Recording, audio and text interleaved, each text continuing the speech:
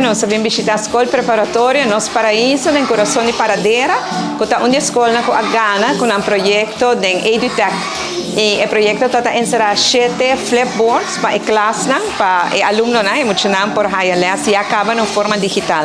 Nós passamos em cada classe e mira com a classe Santa trabalha com o board, o flipboard aqui, e me avisa que tanto o maestro como o aluno estão bem entusiasmados com isso aqui. É bonito para mirar que o equipe de maestro carga o projeto, está na mesa trabalha o projeto de forma muito profissional, na Ghana com ele, e muito contente com a por executar. Cada classe assim a sua maneira muito particular, hasta lesson de him também com o board aqui, o flipboard. E é mais bonito todo tá agora com a lesson acaba, então aluno diz, ai não, a lesson acaba. Então se está algo que eu penso me também experienciar.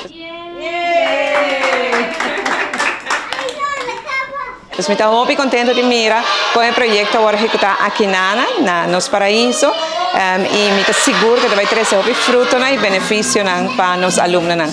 Para bem na cabeçante suplente, na inteira equipe de maestro e maestra, que está assinatura aqui na escola para nós funcionar de Paradeira.